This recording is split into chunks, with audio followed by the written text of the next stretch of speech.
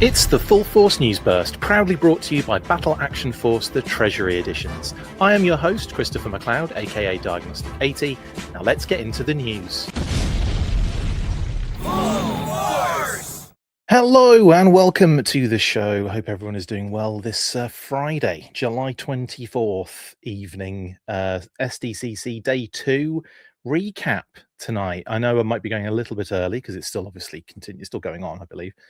Now, as I mentioned before, I'll be doing these little sort of like recap daily news bursts rather than a full-on weekly on Saturday. So you can expect another one of these little recaps, if there's any sort of like significant news. And even if there isn't, maybe we just get together and chat about stuff. Or maybe some other like points that maybe have arisen over the the reveals and what have you that might need a little bit deeper discussion, like MTO, for example. That's something I'd like to chat to you guys about at some point. But in any case, tonight we've got new promo images. We've got tons of like new kind of clearer, better images from the panel. We've got a lot actually, and then a few other bits and pieces that I wanted to talk about from the show that was like GI Joe adjacent. Things like a Marvel Legends reveal that happened today. The Visionaries figures. There's a little video has been cropping up showing the actual holographic nature of those figures, and it looks really good. Excuse me. So we'll be talking about that as well. And the other, oh yeah, and the Street Fighter movie figures I wanted to talk to you guys about as well. Right then. How's everyone doing in the chat? Lots of you in already. Hello, Matt, Nerds Indeed. Hello, Chris G, Jeremy Kimberlin, Alfredo, Paul, Hydrus, Rancid, Dragon Productions, GL425, Mark P, Chris G, Bry, Rancid Dragon again, sorry, and Scott. Hello. Hello, everyone. Hope you're all doing really well. Like, if you have any questions in the chat, feel free to just drop them in and I'll try and get to as much as I can. Okay, I will try to get to as much of the comments as I can. Yeah, you know how it is. Right then, let's get into day 2 of the recap. And I should also add that the one of the bigger recap days that we're going to be doing is the Skybound panel. Now that happens on Saturday evening, and that will be, I think it finishes at like 8:30 my time in the evening. So I don't know if we're going to go live. We might. I might just see if we can get everything compiled and done in a short space of time, ready to go Saturday night. Failing that, it will be a Sunday recap where we talk about all of the Skybound stuff. But we'll see how that pans out, because it's a balancing. It's really it's important that finishes at a good time and I get all the information at hand in time as well. So anyway, let's get into it with day 2 of SDCC.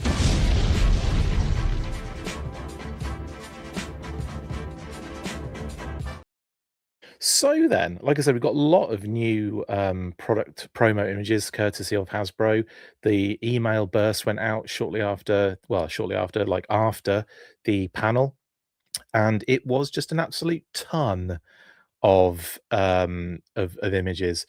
Finishes, I said, Diana, finishes at 8 my time, 8:30 my time, which would be 5:30 on the West Coast. But yes, the actual Energon panel itself starts at 4:30 Pacific time.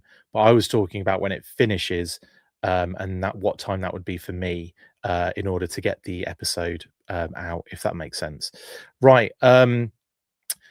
Yeah, so as the panel completed, we got a ton of promotional materials via the email that Hasbro sends out to all the kind of press and what have you. Yeah, the GI journalists. And yeah, I got tons of images to go through. Also, the panel recap video happened at oh, BMAC gave you a rugged Duke, Diana. That's amazing. I'm so happy for you. I'm not at all jealous in the slightest. But in any case, that's awesome. Good news. Glad to hear that. BMAC's a good guy. But yeah, so we got the an absolute glut of product images, and then the panel recap happened. So we've got some nice images of the Thunder Machine render. We've got some nice images of sort of like the slides that explain when the stuff's going for pre-order. So I've kind of spread it all out in a nice fashion so that we can kind of go through everything again. Right then. Um, I've seen the bridge layer in the background. I think of Sergeant Slaughter's vehicle. Do you think we'll get a bridge layer? Asks Mark P. I talked about that yesterday actually, because it showed up on the Triple T box, didn't it?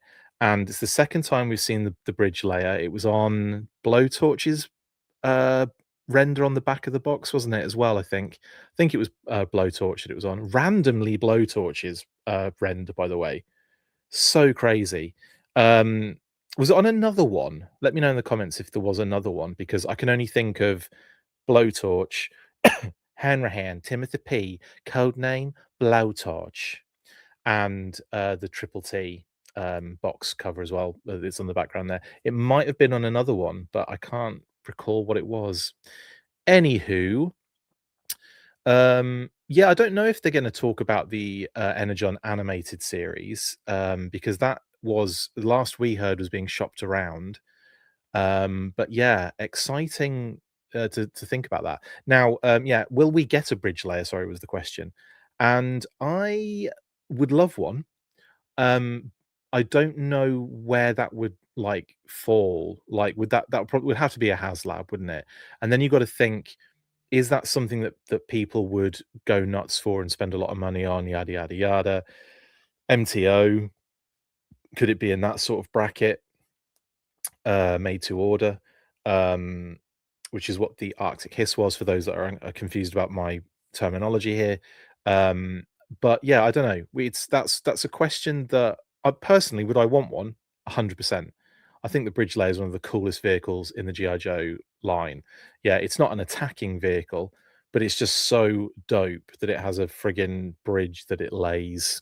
Clues in the name in it. But I think if they were to do it, they'd have to do some sort of cool stuff to it. Like electronic, actually have it move and put the bridge down and then go over it and all that kind of stuff. Like it would have to do that, I think personally. And yeah, of course, Ramen did a bridge layer, didn't they, as well? So that's another thing that you kind of have to factor in. Now, do I think, like if we have to talk about that sort of aspect of things, do we have to factor in something like, um, say for example, Fans Hobby, right? Um, Ore Striker, they did an Ore Striker at least. Skyhawk hasn't happened yet, but I'd be surprised if they don't do a Skyhawk. Fans Hobby obviously did one. So has that affected them doing a Skyhawk? Has that Fang affected them not doing a Fang by now? And then you got to think, if Ramen doing a bridge layer, and that exists right now, like, do they think it's worth doing it for classified? And yeah, I think it'd be one of those ones where I'd love it to be like all singing, all dancing, but then the price goes up, and there's just loads of weird factors to it, and I think because of that, it's one that they probably steer clear of because it's just too much bother. It's more hassle than it's worth, I think, at the end of the day. You could put a lot of work into that as a company, and it might just fall flat, pun intended. Yeah, so cool. Anyway, so moving on, we'll talk about MTOs, we'll talk about HasLabs and that kind of stuff, possibilities of. I think if we have a recap episode that's a bit light, then we'll do that. But this one ain't light, so we should move on. Now, the first thing I'll make you aware of is that Pulse made it very clear when the exclusive products that are available at the con at the moment in hand, when they would be going up after the show. So that would be, was it 10th of August for premium members, and then 24 hours later for everyone else. And that's 1 p.m. Eastern. So 1 p.m. Eastern for your premium members on the 10th of August, and then for the 11th, you're looking at yes, 1 p.m. as well. You're looking at for everybody else. Okay, so just so you're aware, if you want the Shipwreck Cadet Deming and the Fatal Fluffy, if you want those, the two sets that are available for GI Joe, if you're a premium member, 10th of August, 1 p.m. Eastern, and if you're everyone else, then you have to wait until the 11th, the next day at 1 p.m. Eastern. Okay, cool, awesome. And you can go back on Pulse and you can check the timer counting down as well. So, just covering your bases on that one. So, like I said, if that's for the current in hand exclusives that are being sold at the show, at the moment. And that's not just the GI Joe SDCC exclusives, it's Transformers, Star Wars, Marvel Legends, etc., etc., etc. So go nuts on the 10th and the 11th of August. All right then. Next up, this was a fun little reveal today on the Marvel panel. I've always pronounced this Acro Year, but it's a Croyer. I want to say. I think it's also been pronounced as. So it's either a Croyer or Acro Year. I think I've always said Acro Year because I didn't know better. But I think it might be a Croyer. I don't know. How do you guys pronounce it? Anyway, it's Micronauts, but it's in Marvel Legends, and you might be going, Chris, but how and why? So in the same sort of way that Rom is in the Marvel Legends lineup, um, Acroya here is kind of doing a similar thing. So there was a Marvel comic for the Micronauts and of course Rom as well separately back in the day, and because of that, Marvel Legends have gone ahead and basically incorporated the characters from Micronauts into the Marvel Legends. So does this mean this will be the last and the one and only one? Maybe not. There might be more of these to come. I actually didn't catch the panel, so I don't know the ins and outs details if they said anything else, like maybe there's more to come, etc., etc. All I do know is that this is awesome, and I may have to get this as well because, like, I dip into the occasional sort of like I dip into the occasional sort of like not classified figure, especially if it sort of makes sense with the figures, like obviously the BBTS or BBWS um, Cops bulletproof figure. I'll be getting all the Cops figures, no doubt. Um, I picked up a Shang-Chi, like a classic one, because I was a big fan of the character from the Action Force comics, because there was a little crossover in the Action Force comics back in the day. Um, so I had to get him. And in the same sort of kind of way, Rom, when that came out, because it was like connected to the GI Joe universe with IDW and now Skybound, which I'll talk about when we do the Skybound coverage over the weekend. Because I read that comic the other day and it was great. Yeah, so same kind of vibe here. I'm gonna have to grab this because it's interesting, it's cool, and it's sort of part of the universe for GI Joe as well. Cool. Right. Anyway, what are we saying? Lots of comments that I've missed. Sorry. I'm predicting Thunder and Tollbooth will be released like Steeler and Shortfuse. Can't see them doing a bridge layer, says Modulock. Yeah, again, it's difficult to see where they would do that. And like I said, would it be worth the hassle that it would take to create something like that? Would they sell enough? It's hard to say, isn't it? Did any of the other Hasbro brand panels address the HasLab? Asks Stanley. I don't know because I haven't caught any of them. Cold Slither is in stock. It never. I don't know what that means, Couchboy. Oh, it never sold out. Cool. Yeah, Micronauts, like Crystar. Yes, Couchboy, like Crystar as well. There's another kind of character that they introduced into the Marvel Legends. Even though it's not technically in that sort of Marvel universe. Lara Croft may be sold out, but she's still available on back order from BBTS or NBTS. Who's NBTS, Huntress? I don't know that one. GI Joe was Marvel It was Couch Boy. There was a Marvel comic for it. I think that might be a little bit more of a difficulty for them to do, considering you got, well, not difficulty, but not really worth doing a GI Joe line in the Marvel Legends, is it really? Because you've got the classified series. Um, is that the only head just red? I mean, that's the character. So yeah. Um, Saw TV reporter or Hector Ramirez is coming, but not classified. Yeah, we talked about that yesterday. The anchor, the news anchor. And when's the Harmer figure up? I don't know. But Larry Harmer and the Fury Force, yeah, that they'll be going up and they'll tell us when it is, I guess. But there's no, I don't think anyone said anything about the date for that. And they did have Larry Harmer and the Fury Force figures on display at one of the booths today as well, but I didn't get images of that. Anyway, very cool. Modulok says the HasLab wasn't mentioned at the Star Wars panel. All they said was they'll be spending 2027 building out the previous 5 HasLabs. Interesting.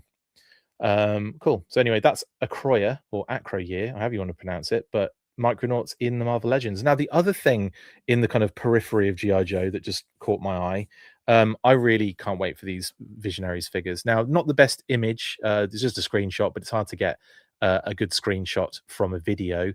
A video has emerged showing the holographic nature of Leoric and Darkstorm.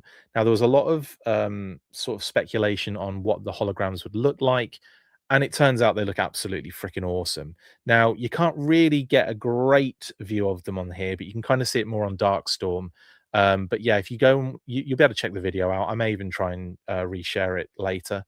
But it's very awesome, and they look good. The holograms look fantastic, just like the originals, and it's a I'm really happy about that because there was a lot of concern, you know, about how what they were doing. Were they going to be proper holograms? Were they going to be, you know, something else? Was it going to be lenticular? Was it going to be like not quite? Was it just going to be an interesting sticker? But no, they 100% pulled this out of the bag, and they're doing some really, really dope, you know, holographic effects on these guys. So I'm super happy. I'll be getting the. I've already got these on, you know, on pre-order, and I'm excited to see any more figures they do in the future. Scott says Pixel Dan has the short showing the hologram. Yes, brilliant. So go check out Pixel Dan's video. So it looks like November for Fury Force and Larry Harmer. So there you go. You'll be probably get a little bit more information close to the time, but it sounds like November that's happening. Thank you guys in the chat. Yeah, I'm definitely getting that. That Fury Force stuff looks great. There's definitely some awesome things from Big Bad Workshop and all that. There's a lot of cool stuff that I'm eyeing. Yeah, it's great. Yeah. Got my Lara on Amazon today after all the sellouts everywhere. Oh, nice work, Blitz. Almost all of the 80s True seem to be on sale now. Love it. Anyway, yeah. So anyway, that is Visionaries. Very excited about those, and we will continue on next with I think the Street Fighter stuff. Yeah. So I didn't cover this properly yesterday with images and what have you. This is from the press breakfast yesterday, and my initial thoughts weren't like super positive about them. I kind of thought they looked a little bit sort of you know, the heads didn't quite go with the bodies, but it was really, I think, down to the way they were being posed out. So the images I'd seen earlier with these ones actually, and I wasn't quite sold on them. But since I've seen other people with them in hand and also seen them posed a lot better, I have been actually kind of turned around on them, and I'm actually I'm vibing on these figures now. For one thing, it could be the second time we get an Andrew Koji figure, which is great. Dude's got 2 Hasbro 6-inch figures in his locker already now. Good work. Old He-Man's got loads though, hasn't he, as well? So he's winning. Ken is beating Ryu at the moment in the how many action figures does the actor have right now. But yeah, I wasn't like when I first saw them, I wasn't really that buzzed. But like seeing like Chun Li in this position, I was like, there's a better pose you can do with that effect. Ever so slightly and like subtly with the upper body and with the head position and everything. Like there's a lot of it just I think it's just because I saw this image and I was like, it looks a little bit stiff. But obviously they're action figures. They have a lot of articulation, and this is one of the things like promo images can change my mind on figures like completely. Like I can see a figure reveal and be like, yeah, okay, it's all right. And then I can see, a promo image showing it in like an environment, and I'll be like, oh, that's amazing. I'm sold. Um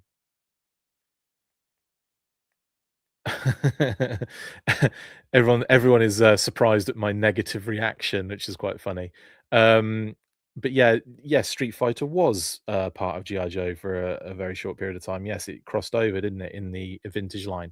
That's why I'm talking about it, Couchboy. To be fair, but yeah. So again, like so Chun Li, I was kind of like, but I've seen a video from, I think it was Matt Kay, who had the figure and was like posing it in and she looked great, and the head sculpt looks really good, and I was really into it at that point. I'm like, okay, no, I'm sold on this now.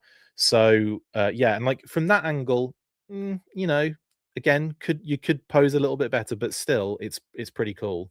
So I'm again like I've kind of definitely changed my mind on the Street Fighter figures. And yeah, I think it was really down to a couple of videos I saw after the fact. But I think Chun Li specifically looks really good. Here's Andrew Koji as Ryu, and again, a lot of nice sculpt detail that again I'd missed the first time. Kind of seeing them from a distance or just sort of kind of stiff arm posed out, um, like it really did, kind of sour me. So seeing them like up close, getting a little bit more detail on there, I was actually these are pretty cool. So yeah, I'm probably going to end up trying to get hold of these guys as well. And of course, you've got the effects they come with, which is pretty dope. The Hadoken effect on stand, which is nice. Yeah, yeah, cool fig. I like it. One thing I will say though is I was sort of hoping that we'd get like a Gameverse kind of um spin-off with Classified in the same way that we saw, sort of like Street Fighter show up in the 4-inch line of the Gameverse stuff. That Ryo was really cool. I was really into that. But like like a 6-inch, like, Gameverse for G.I. Joe Classified, I think would have been really cool.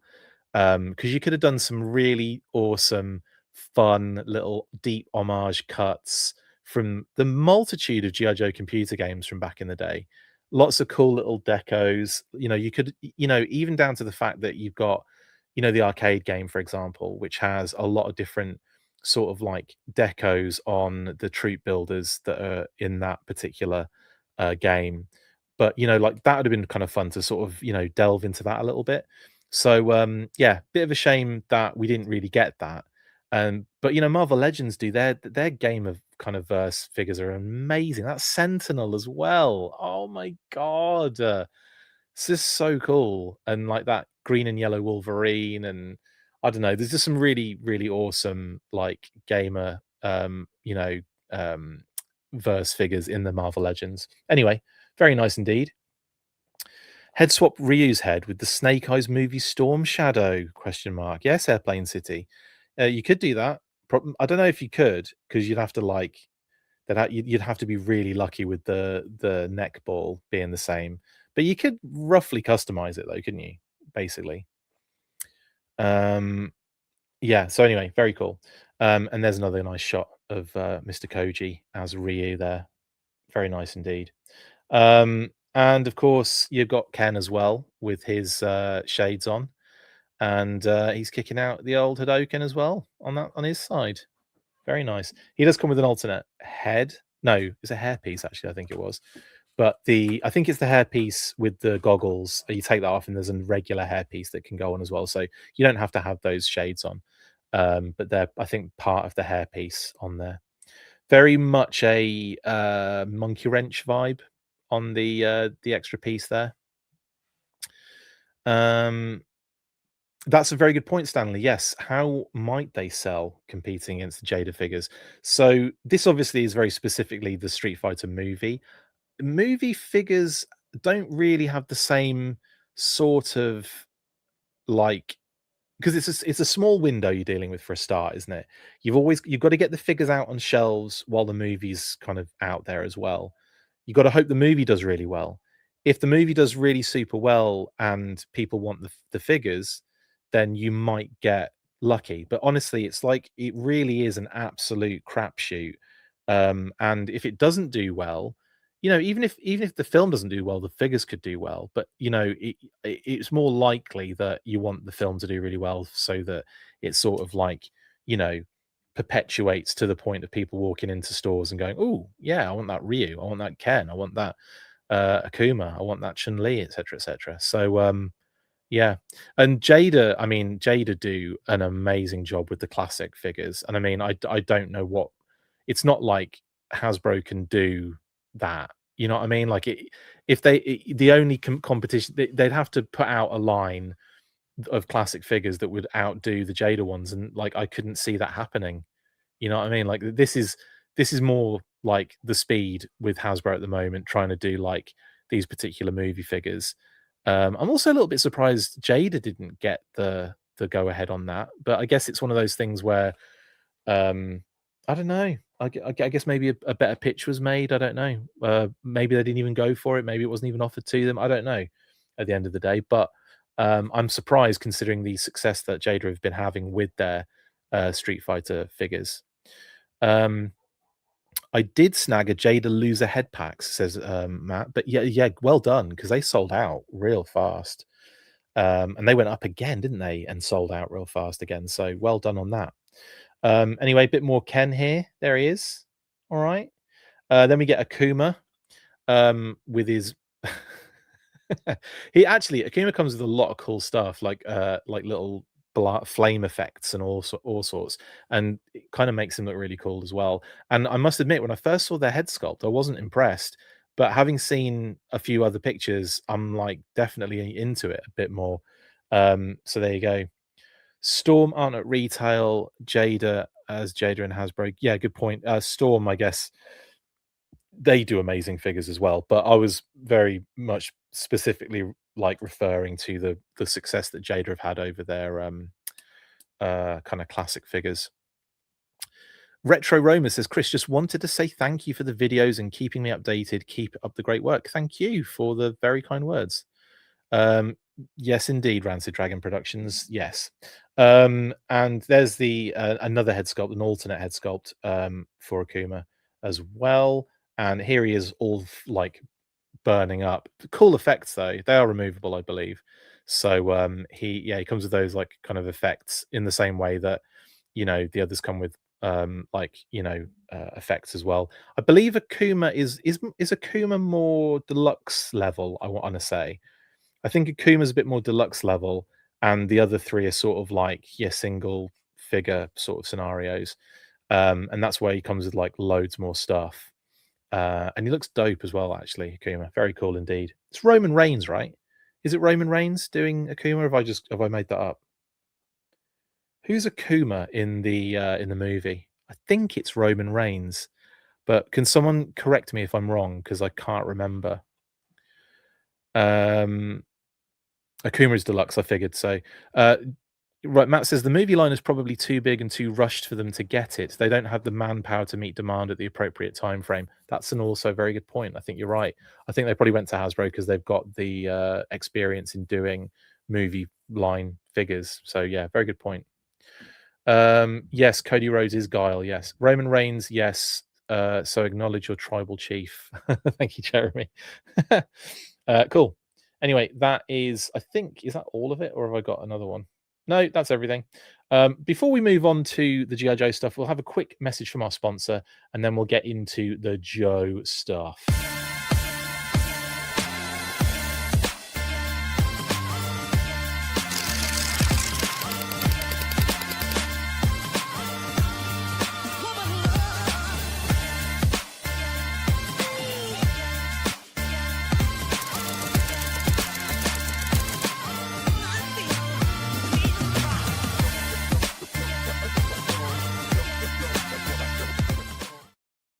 Yes, go get your deluxe treasury editions of the Battle Action Force comics. They're amazing. You can get them from totaltoybooks.com in the UK and Europe, skeletron.com in the US, and Amazon everywhere else. Links in the description as well if you want to just cheat and go there. Anyway, shout out to BMAC, Mark Beasley, who's in the panel as well, and Eric Siebenahler, who is the new designer taking over Lenny's role on the GI Joe team. And the recap video was with Eric and BMAC, and they did obviously a little recap of what they did in the panel, which was nice because it allowed me to get some better images of the things they were showing off. Now, obviously, a lot of it we don't need to look at again because we've already kind of covered it, and it's not like we need a better picture of the hardball name only reveal panel.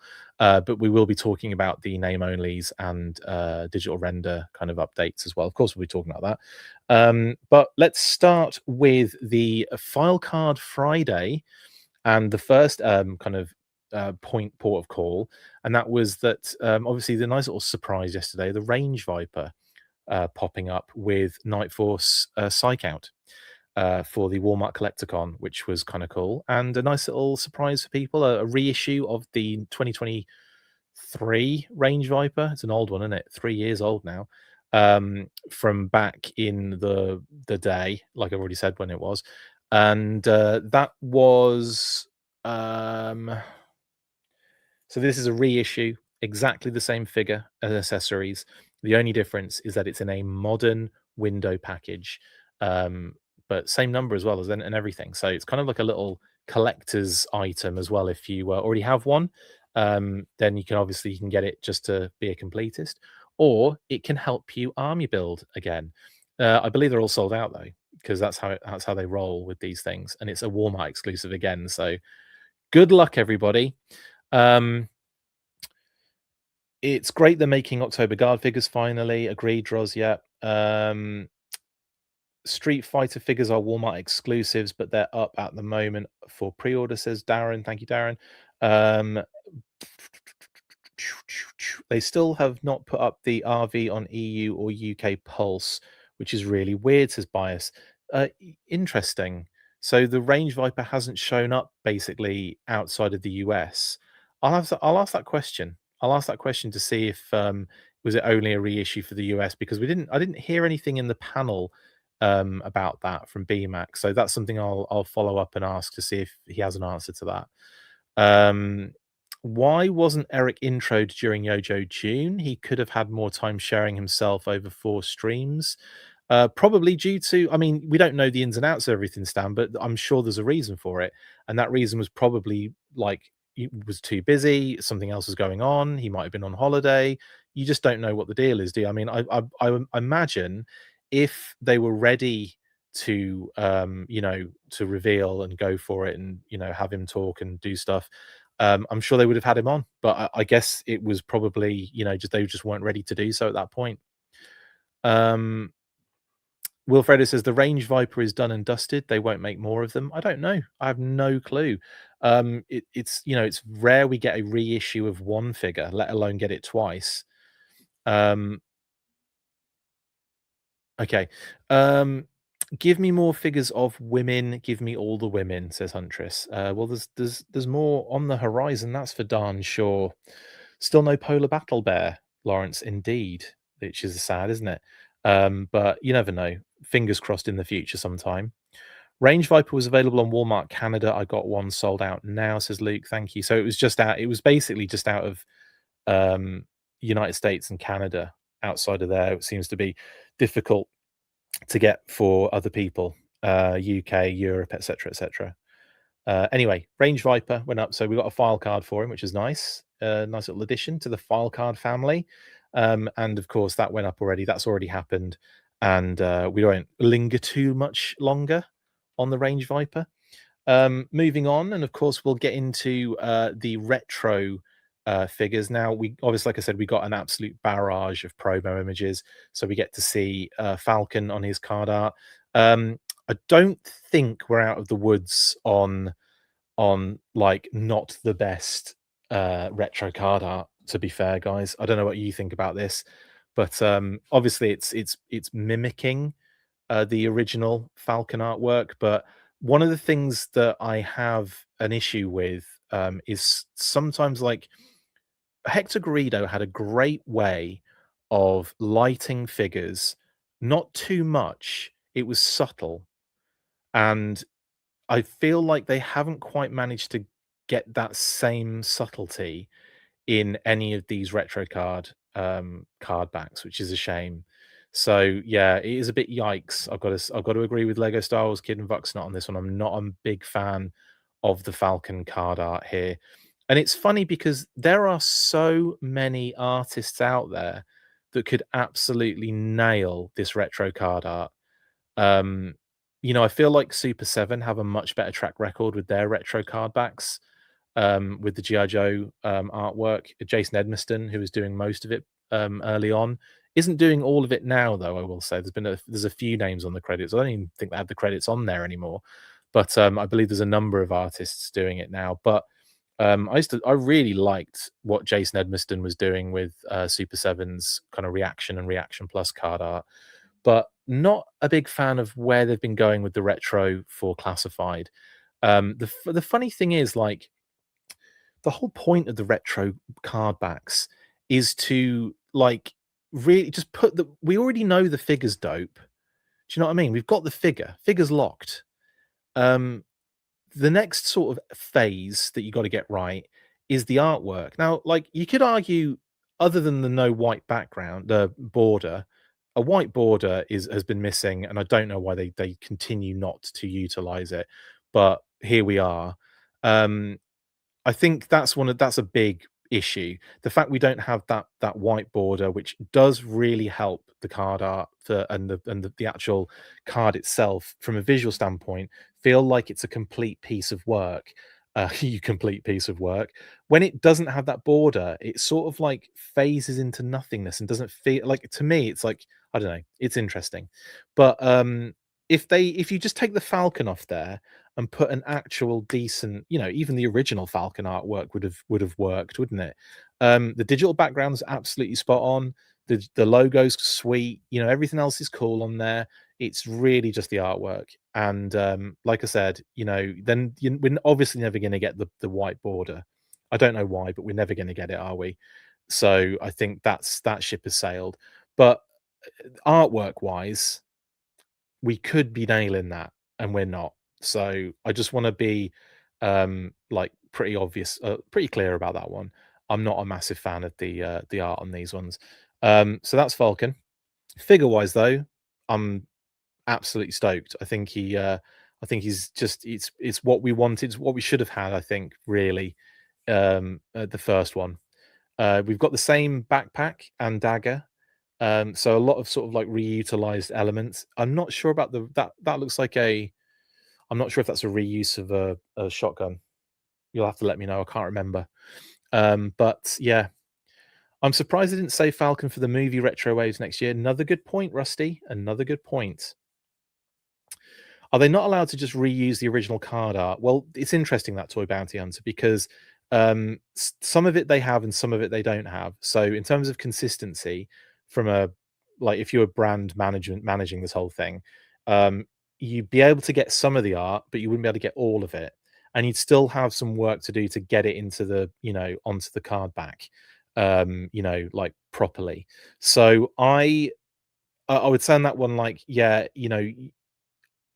in order to have a cohesive look, I would probably do new artwork for it, because you've got like a Valkyrie in there. You've got Wild Bill, who, even though he's had sort of artwork in the past, I would say it's not that great as well. Some of the Wild Bill single carded kind of 25th artwork isn't the best either. But like I would try and replicate it with an actual artist and not some sort of agency or um, AI sort of model, because it feels like that's what has been going on in the past, and it sort of sucks. Um, so it's not that they're not allowed to; it's that they have to make that decision of, do we just have really inconsistent, we have some artwork of it, and then others we have to change, or do you just do it from scratch? And I think they've chosen a little bit of the cheap way out a lot of the time, and that's a bit of a shame. This is pretty much, yeah. I mean, this Falcon is doing everything it needs to do for the 40th anniversary, even though it's not in the 40th anniversary. So, yeah, I find that quite funny as well, actually. Anyway, by the by, that is Falcon loadout. And of course we've got some promo images for him as well. I did a nice little like collage on this one. Um, but yeah, I think he looks good. What's really funny actually is I glanced at the middle image at one point and thought, is that the old head? No, it's not. But I for a second I'm like, oh, have they used the old head on it? And then they haven't. But it's just the way that the picture was taken, I think, and the lighting and everything. But it's the new head. It just made me laugh. I was kind of like, it was almost like a little it's almost like, have you guys seen Obsession? It's almost like, the main character in the darkness, sort of like when they put makeup on her so you can't really see her face, but something doesn't look right. That's kind of what I got, as it was like a shock of like, whoa.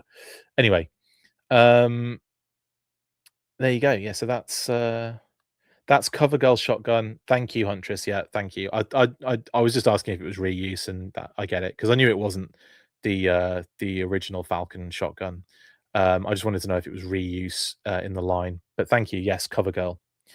Um, yes, draws indeed. Of course, Carson from 3D Joe's has done a phenomenal job of preserving the artwork of GI Joe in an incredible way, to the point where I think he's actually been reached out by Hasbro to get certain pieces of art that don't seem to be in. That's happened a few times, I think. Luke likes the first Falcon head. Are you crazy, Luke? I'm just kidding. Yeah, or you might be the only person I think I've ever met or had any sort of interaction with who is a fan, not fan, but doesn't have an issue with the Falcon head. Oh, it's an all new shotgun, not Cover Girls. Okay, Jeremy. So it is a new shotgun. It's absolutely not Cover Girls. Okay, cool. Thank you. Thank you. Um, I should really pay more attention to it, but okay, cool. Wider barrel and has a heat shield, says Comicsy Cafe. Okay, thank you. Thank you, guys. It is a new mold. Brilliant. So he gets a new shotgun, reused backpack. It's the same neckerchief, right? Now we're getting into some questions. Anyway, Falcon looks great. And I have no real qualms about Falcon other than the card art, really. I like Fugly Falcon, says Chris G. Are we going to get like a little faction of? Are we going to get a little faction of OG Falcon fans?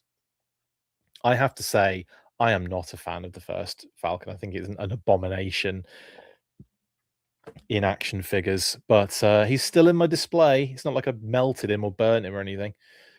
Same neckerchief, thank you, Jeremy. And there we have a shot of him putting the dagger in the old backpack as well. Dagger in the old backpack. Very cool. Anyway, Falcon, lovely stuff. Then we get the Valkyries. Again, artwork it's not too bad, this one, but again, I kind of feel like it's not in keeping with the last one. It's a little bit inconsistent in it doesn't feel like it matches with Falcon, but again, it could be the fact that this is an explosion background. Falcon is a digital explosion, so that could have something to do with it.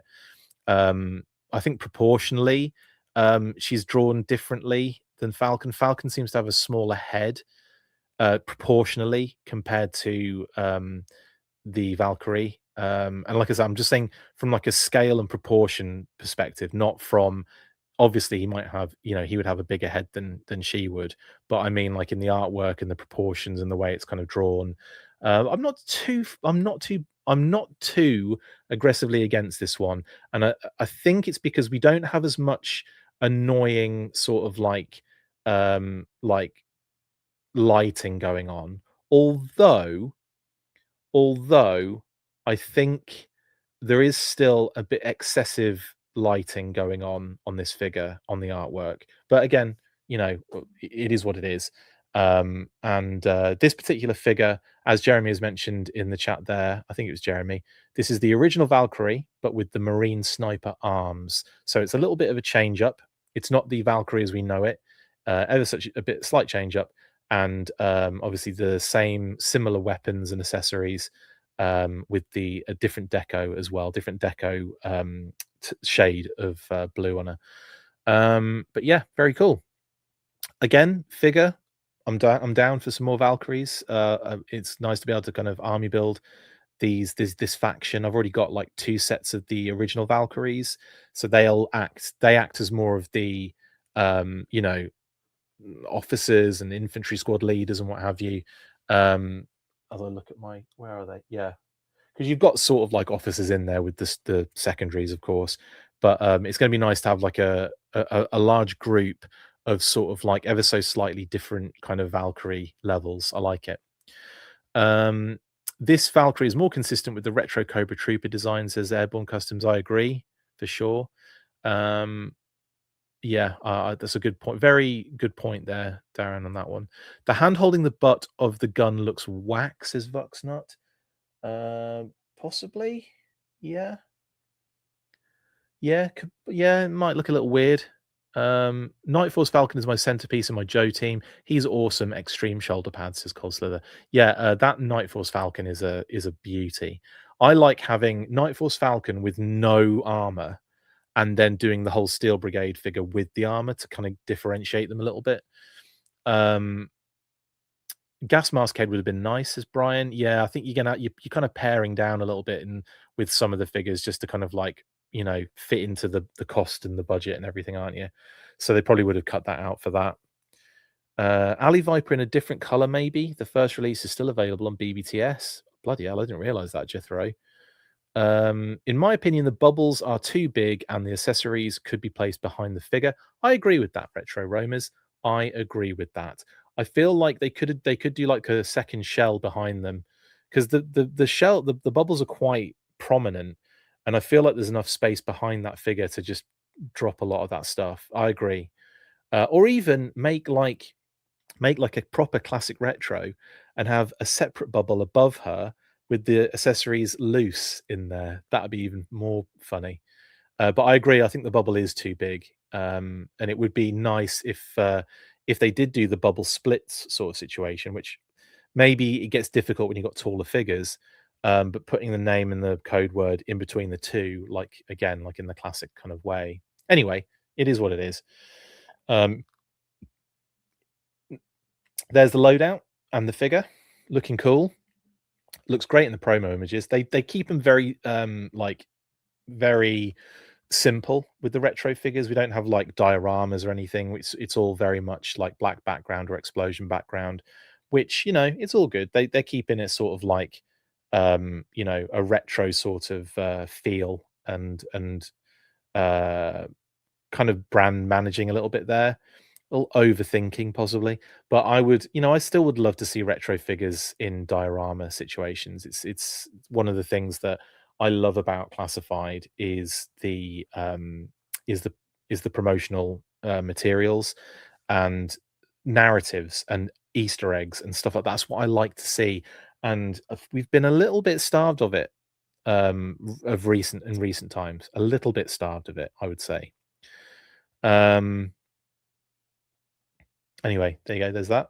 And then we've got, of course, Flash. Now, this is one that I think a lot of people have been, absolutely ridiculously clamoring for. I would say the card art on this one looks a little dark. They've gone the complete opposite direction and given him no lighting on this one. But again, obviously evoking the classic pose from the original Flash. But I would have, again, I think there could have been a little bit, they could have done more in the card art. But this is really about Flash getting into the line. This is about the figure itself. and I really think they've done well with him. I think it's a really, really dope figure. And the more I see of the actual images of the figure, the more I like him. Now, there's one thing that was mentioned there in by Jeremy. My only complaints is no silver on thigh pads. Good point on that one. But at least we got it on the main pad, and that is quite important because obviously we didn't have it on Grand Slam, did we? And that was something that definitely like looks a little bit unfinished to me. But this one definitely, is doing it for me. I think he looks great. And again, we've got the laser rifle, the backpack, and the cable, of course, which we had with Glenda all those moons ago with the Dragonfly. So we knew he was coming at some point. We just didn't realize he was going to be pushed off 2 line plans. Well, was it 2 line plans or was it just no, I think it was, right? No, because this would have been the second line plan. So it was pushed off one, and it just moved right to the end of the other one. It went from actually, it may have gone 2 line plans because we were expecting Flash in 2024, and then didn't happen. And then we were expecting it in 25, and it got completely decimated. And yeah, because it was moved from one way. No, sorry, okay. So we were expecting it in 25. It was moved from one wave to the next wave, and then it was moved from that wave completely to the other line plan, which was crazy to me, by the way. Whoa, Hydrus. Holy crap. Thank you so much for the ridiculously um generous super chat. My goodness. Chris, just want to show my appreciation for all you do for us in the community. You are my go-to source for information because of your passion for the franchise. I work graveyard, so catching you live is always a treat. Oh, and go Flash, lol. Well, thank you, Hydrus. You absolute legend. That is unbelievable. Um, wow, I am speechless. I would say for a change, but there's been a couple of times, even on this episode, where I've kind of been like, no, that's amazing, dude. Thank you so much. That is far too kind, far too generous, and I will say right now, thoroughly appreciated. But oh my goodness, thank you so much for the amazing support, and to all of you guys for the comments and the support and all that stuff. Very, very much appreciated. That's crazy cool. Thank you, thank you, thank you. Um, no blast effects for the laser rifle. That's a very good point, Huntress, but it is a retro card back, so again, they're probably keeping it as chill as possible. And it's not like we don't have tons of blast effects in the line. So yeah, I don't necessarily think we need them with every figure that could have it. For me personally, it's like we've built up like I've got like blast effects fill in an entire accessory pack, like accessory box thing. So it's like I really don't need any more blast effects, especially like the same blast effects. I can use sci-fi's like kind of laser on this. Not the big pulse ball thing, but like the thin one. There's also there's one on the retro bat as well, isn't there? So there's tons of blast effects you can use for Flash here. I genuinely don't think it was necessary for them to put one in there. But it's a good point, and it's one that you kind of think of like, well, which figures make the most sense to have blast effects? I think like if sci-fi did, you could argue, yeah, well, kind of Flash might have needed one as well. But again, I think there's a costing issue there. I think there's a trying to keep things balanced with the retro line budget. So that's probably what's happened there. They may even have had one and it was costed out.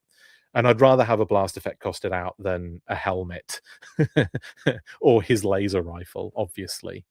The small blue blast effects from the Rattler may work too. Oh yeah, the ones that go in. Well, I put it in the machine gun on the nose, the mini gun on the nose kind of thing. But anyway, um, yeah, I mean, Flash was a favorite for a lot of people, wasn't it? He needs a red laser, though. You're right. You're right, Huntress. He needs a red laser because of the whole red and blue laser sunbow scenario.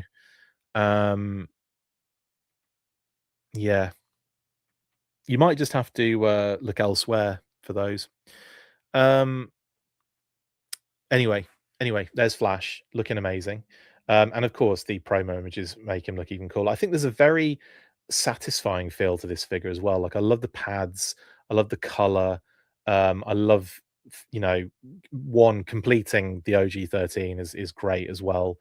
And yeah, he looks fantastic. Really, really impressed with Flash. It's a solid wave, I think. Falcon is a necessity. The Valkyries is a nice addition, to sort of like the Valkyries as well. So yeah, very, very excited. And Flash is just the cherry on the icing on the cake for me. So awesome stuff. And here he is on his explosion background. That would have been better, just to put that on the card out rather than the artwork they did. But yeah, there you go. So that's Flash. And they go up for pre-order Tuesday, July 28th at 1 p.m. Eastern. That's Falcon, the Valkyries, and Flash. Right, moving on. Next up, we continuing file card Friday, because these dropped today as well. Footloose and Mutton Junkyard file cards for the Mad Marauders. So awesome one. I think that's Scott Johnson art as well, if I'm not mistaken. I might be mistaken. I've done that a few times, and then Scott's gone, I didn't do those. So, but I think they might be. I'm just going to throw it out there. Might be Scott Johnson. Um, Shout out to Scott Johnson as well. Does amazing work. Love his artwork. And I did an interview with Scott a number of months back. You can check that out on the YouTube channel if you want. If you want, you don't have to, but I would insist. Anyway, Footloose and Mutton Junkyard.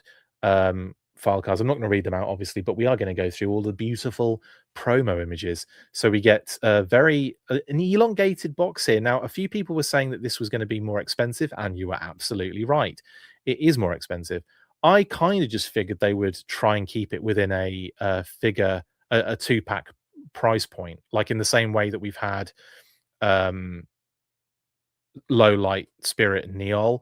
But I guess with Junkyard being a bigger figure, a bigger animal companion, and them basically just keeping all of the accessories that came with the figures in the first place. It has bumped this set up a little bit, hasn't it? My goodness. When I posted the promo images, I'm not sure if everyone noticed, but I did also add the retail price on each one as well. So in advance pretty much what you're getting at, what you're going to be, what you can expect, basically. So, just a quick recap on those. Obviously, the retro figures are all 27.99. Um, the what we on so the Mad Marauders 2-pack is 74.99, which again, like, it's expensive, but it's an extender. Thank you, Jethro. Lovely stuff. I got that reference. 74.99. It's it's expensive. It's up there, isn't it? But I don't know. It's a nice set, and it's like I said, it's ticking some boxes for me. Again, this one, the Marauders, completing the OG Marauders lineup. We've got a little render on the background as well, which finally incorporates an ever so slight Easter egg. It may not be something crazy amazing, but it's something that I was excited to see them doing, and that is the Sarge's duffel bag and weights in the background there to the left of Footloose as you look at him, kind of like leaning up against the whatever that is on the side there, like a rock or something. But at least we're getting a little bit of, a little nod to Marauder Sarge in the background there. Now, it would have been kind of cool to have all the Marauders in the background, I think, because it's not like, who's gonna honestly think who is going to honestly think, oh, um, you know, uh, where are the other figures in this set? That they're all in the background, but where are the, like, I'm not saying like you just have a whole group shot, but it would have been cool with these two being the ones that complete the set to have the rest of the team in the background, just like getting ready, setting up, like packing up their gear or something. That would have been freaking awesome. But I will take this as a win. We get a little itty bitty ditty bag. Thank you, Jedi Ben, and of course the weights as well that he comes with. Um, Stepstoy says, "I get why they went with the all blue web gear on Footloose, but it's a bit much." Yeah, I don't know. Yeah, I know exactly what you're saying. I get what you're saying. I don't know. I think I like it. I love this deco anyway, and I love the blue. But yeah, I think a balance definitely could have been had there. I think you're right on that one. Um, Sarge was trying to pitch a slaughterhouse playset from the movie during the panel. Oh, that would be amazing. That would be amazing. I'd be well up for a blooming, slaughterhouse. That'd be so dope. The bivouac. Anyway, um, very cool. And here is Pedro Pascal, with his gear. And this is very much what you were saying earlier. Who was it that's saying this? The Seps Toys. Yeah, this is where it kind of like you can see there's a lot going on blue wise, isn't there, for the secondary? If it was like if it was more like web gear rather than like a full on almost full on vest, I think it would have been okay. But yeah, because it's more of a vest than anything else, isn't it, that he's rocking that secondary? That yeah, it's like yeah, I know what you're saying. I definitely understand where you're coming from. I like it though, and yeah, I'm here for it. I think he looks great, all geared up as well, in that deco, and of course Mutt, who has even more blue going on his one. Um, but yeah, and the browns are desaturated. You got a good point there as well, guys. Yeah, again, like I think in hand that deco looks a lot different. It actually looks a bit different in hand, doesn't it? We've got it with the other figures, so we know what to expect. Um, yeah, but anyway, there they are. And there, of course, is the star of the show, Junkyard, with his blue web gear on and his blue collar and his alternate heads. There you go.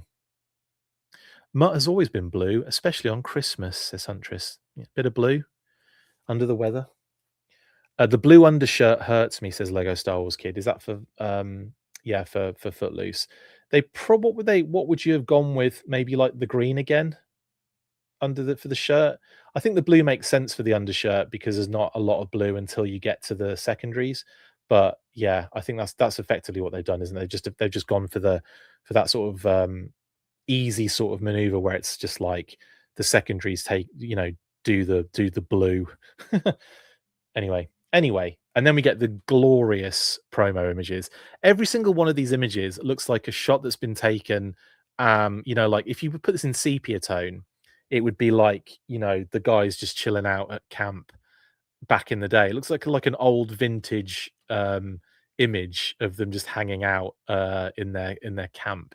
But it's cool. I love these. OG Footloose was bare chested, says Jeremy. Yes, he was.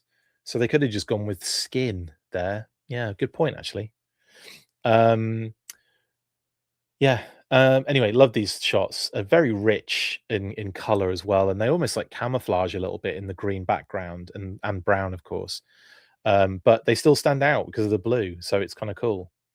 I do like these shots. I really do. That one on the right is great. It's very casual, and the one on the left is lovely. Of obviously him and Junkyard messing around with him, which is so adorable, and it just makes me want to snuggle Annie right now. Anyway, brilliant stuff. Anyway, loads of these glorious pictures. We have obviously Footloose here, setting up behind a tree trunk that's downed tree trunk, and also you've got like bullet holes in the wood as well, which is a nice touch, gouged out by maybe like a screwdriver or something from shooting the galaxy. I'm sure he's been gouging them out. Yeah, very Vietnam vibes actually, Hydrus. I think there's a lot to do with the fact that Footloose has that vibe anyway, doesn't he? But yeah, it does look Vietnamish, especially if you were to kind of like kind of apply a vintage filter over the picture. They all kind of look like that. Here's Mutton Junkyard running, which is adorable. And here they are again. Like again, it's all like these very casual, cute family shots from a distance, isn't it? It's very, very adorable. Then here they are kind of stalking through the woods. And Mutt is annoyed here at Junkyard because he's stolen his nightstick. Hilarious. Footloose is very much supposed to be the drugged out Vietnam army dude. He was Steps Toys, yeah. Or is it shelf fungus, says Hi, it's me, on the tree?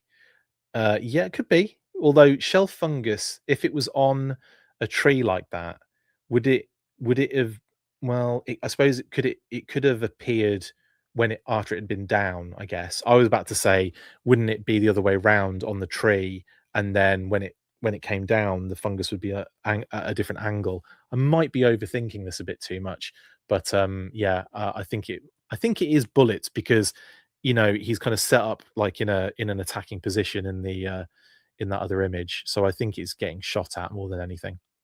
Um, yeah, so that's that. The metal concept hut does it. Yes, Hydrus, indeed, in the background of some of the shots, but for sure. Like that one. And, here they are kinda chilling out. Footloose is checking his rifle, and, Mutt is, I guess, giving Junkyard a little treat, maybe. That's adorable. Anyway, it's a Fanmazon shared exclusive. Pre-order Tuesday, July 28th at 1 p.m. Eastern. So the retro wave you'll be able to get everywhere, but this will be Fanmazon, so Fan Channel and Amazon. Okay, moving on, and we get into again the last of our file card Fridays, and that is the Mars Snake Battle Suit, but the Crimson version. I guess it's called a Mars Snake Battlesuit because it's specifically Mars, whereas the other one is the Cobra um, one. So it's like, yeah, so that's why it's red because of Mars. Apparently, it should be the Red Shadows escape armor battle suit is what it should be. It's yeah, it's got red on it. You got a bit of red on you. Um, yeah, so anyway, there's the file card. You can check that out at your own leisure. But effectively, the reason it's a Crimson one is because it's, a Mars development, which is quite interesting. So maybe to use with your Iron Grenadiers as well as your Crimson team. I guess it's got a nice little dual purpose. But here it is, the beautiful box art, and I believe there are snake armors in the background, guys. Yeah, yeah, love it. Um, Again, showing the different options you can utilize with the armor, the sort of like cool blue flame blast effect, the missile arm, or the kind of pincers and machine gun options. So there's a lot of cool things you can do with this bad boy. The original Snake armor is fantastic. So I'm completely down for a crimson one as well. And look at that. It just looks so good. I'm really impressed with the articulation on it as well because I mean it doesn't really it has no right to go as friggin' hard as it does, in my opinion. And they did a great job on this one. And yeah. Like annoying to a lot of people, but I have seen this one in her person as well, and I may or may not have played the crap out of it on my desk at work. It's amazing, and of course, like I have a regular snake armor, and it's freaking awesome. So yeah, this is really just about the deco on it and the fact that it's got that lovely Palatoy homage alongside it, which is great. Um, do you think we'll get more Action Force since we got Quarrel? Asked Retro Roamers. I bloody hope so. I really hope so. I've got my fingers crossed that we get those like every now and again, like just dropped in the line somewhere. Quarrel was such a lovely surprise because for the longest time we had that 2 pack, that listing as Falcon versus Heart Wrencher for the longest time, and I was fully expecting Heart Wrencher, and it was before they'd done versus packs really. So I was a bit confused. I was like, why have we got Night Force Falcon versus Heart Wrencher of all people? Like, surely she would have done better with maybe like a Dreadnought vehicle or even just a single figure. And so, like for the longest time, that's what we had the listing for. And then lo and behold, the day it drops, it's Quarrel, and I was like, that's amazing. So I was really really excited for that. And yeah, so the more of those they drop in, the merrier, please and thank you. I like the blue flames. It's super hot, says Hydrus. Yeah, it kind of feels um, quite funny that you're getting the blue flame with a red version of it as well. Jammer and Gaucho, please, says Jeremy. That would be cool. Um, it's really impressive how much better this is than the original Snake. The original Snake was always one of the most boring ones of the original toy line in my eyes. Says no, I'm the question. And that is a good point. I mean, it wasn't an absolute showstopper, was it? But this actually is. And the fact that you can sit in it like a mech is just ridiculous. Um, yes, hi, it's me, basically, yes. Stanley says, any updates on Heart Wrencher? None. Other than maybe, possibly we see her in the future. But yeah, like she just sort of like disappeared off that. And I don't know if it was like an error in the first place, or if it was like an idea that was never changed on the line plan that they never went forward with. I don't know. But at the end of the day, we got Quarrel, and that's all. I have no quarrel with that. But yeah, in terms of Heart Wrencher, I'd imagine we get her in the future. See, she's quite a popular character that hasn't been done yet. Like a lot of Dreadnoks fans really want a Heart Wrencher. So I would be really surprised if we don't see one in the future. I really would. Um, we need a retro Quarrel, says Huntress. That would be kind of cool on a sort of Palatoy inspired card back. That would be really freaking awesome.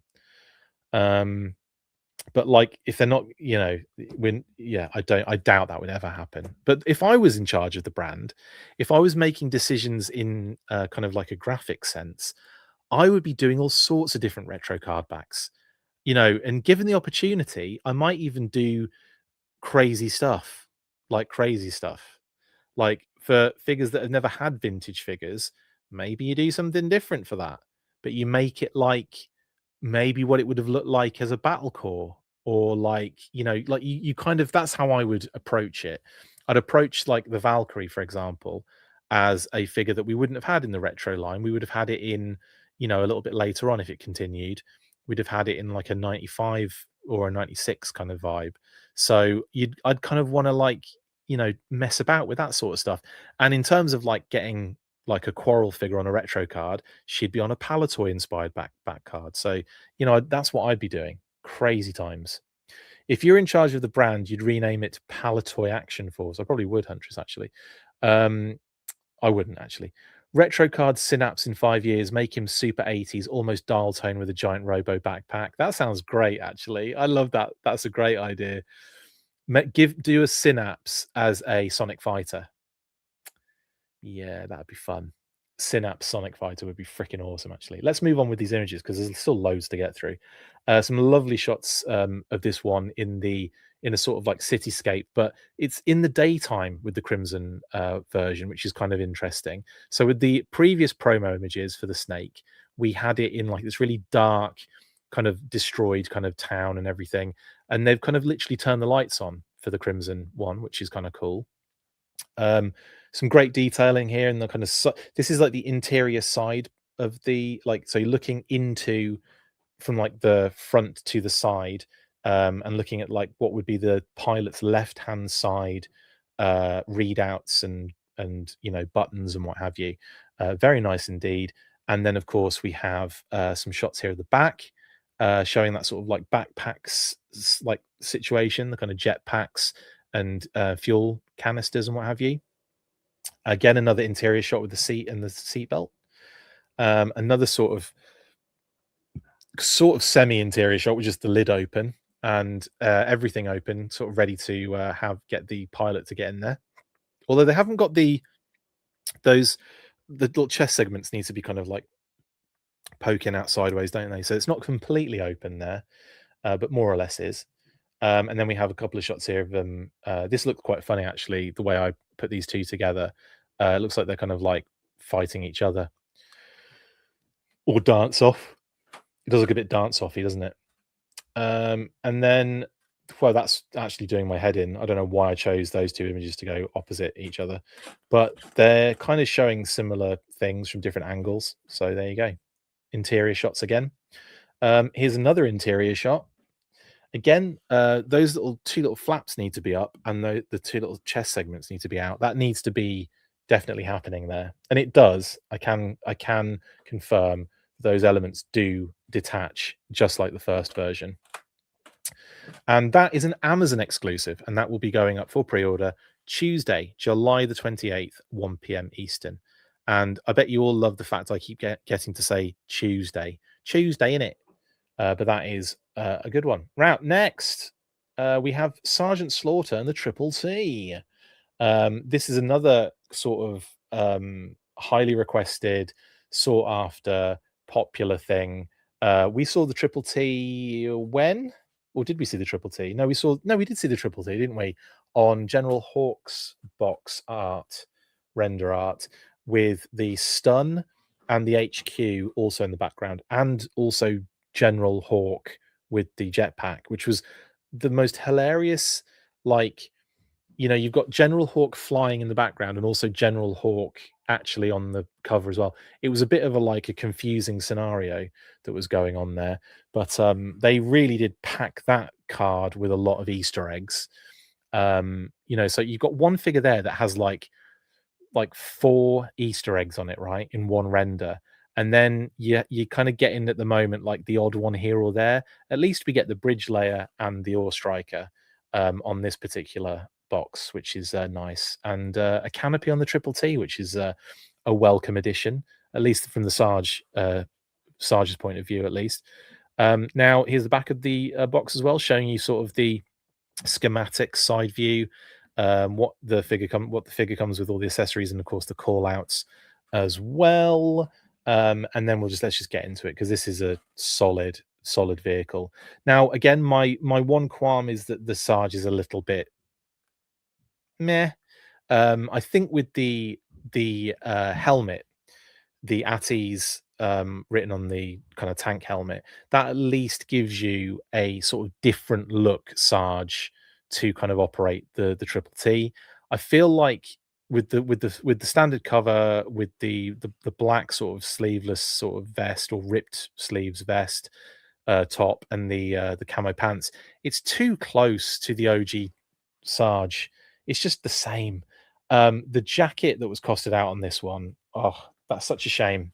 I think that would have really taken this one over the edge. The little bomber jacket situation would have been really cool. So do Pulse members get to pre-order at 12? For No, I think because it's mainline and Amazon and Fanmazon, it's all at the same time. There's no premium Pulse members situation for Tuesday, right? Because like I said, the main line goes everywhere, so it doesn't matter. You don't need, you won't get a premium sort of like advantage on Pulse, I don't think. And the other two are Fanmazon scenarios, Fanmazon and Amazon. So I might be wrong, but I feel like that is just a straight 1 p.m. Eastern job, because they didn't call out to like 1 p.m. for premium, etc. So they didn't call that out on any of the slides, and they usually do. So I want to say it will be 1 p.m. pretty much for everybody, is what I think will happen for Tuesday in it. Anyway, brilliant looking vehicle. Sarge aside, yeah, it would have been cool to get that coat, and it would have made the world of difference. But we've got this situation going on anyway. But it's more about the tank. The tank is the hero here. Working treads, as you can see from this image as well, and the treads work very well indeed. It's a very, very smooth tread situation from what I can ascertain.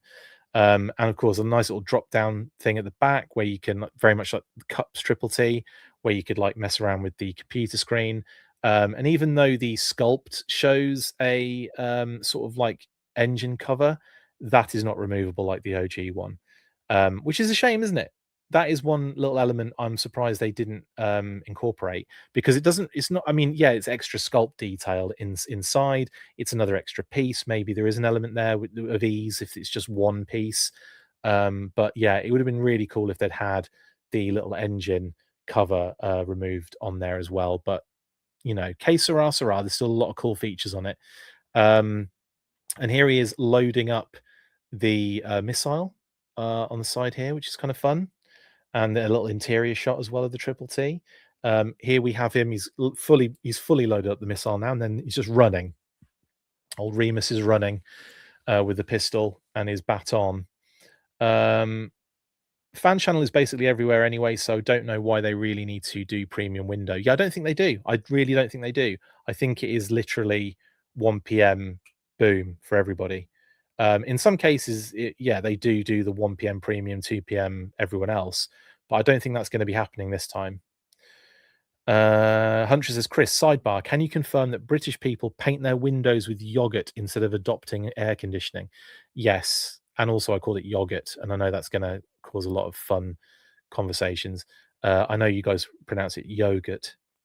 But yeah, the air conditioning is very much, they don't really paint their windows with yogurt, guys. But yeah, air conditioning is a sort of like taboo subject in the UK for some reason. I don't really understand why. Um, I've always hated it when it's in the summer and we don't have air conditioning. Even big bad cobras need air conditioning. It was very funny how someone asked Sarge if we could get a Cobra Heel version, and he basically went, "Please no, I got shot at in the 80s for that. Not again." Kind of did get that. We kind of did get the heel Sarge in the desert version. I think they sneakily incorporated that into that particular figure. So we're good. We're good on the heel version of Sarge's. Um, do I understand how unhinged that sounds? What? The not needing not wanting air conditioning? Yes, I do. Because like I just said, I'm not a fan of going through a summer and like sweating my balls off everywhere we go. Like obviously like retail spaces, industrial spaces, they will have air conditioning. A place of work would have air conditioning, right? But a household don't usually do it. Um, because it's so rare that you get like crazy heat waves. Not anymore, by the way. But when I was growing up, it wasn't like something that happened a great deal. It was very temperate, sort of like temperature. So yeah, it wasn't like we wouldn't. It was a huge necessity. It was a little bit uncomfortable at times, like sometimes at night when it was like a hot night and you're trying to sleep, window open and all that jazz. Um, letting all the bugs in. Although we didn't have as many bugs either. Like that wasn't a big thing either because again it's the UK. Like yeah, you'd have mosquitoes and flies and whatever, but it wouldn't be crazy. Like I go outside now and I just get absolutely chewed up by mosquitoes. It's nuts. Um, anyway, by the by, yes, it's crazy and we should have air conditioning now. But in terms of like, yeah, household, it's just not something that a lot of people have in the UK. Painting yogurt on windows, though, I have no idea what the hell that's about.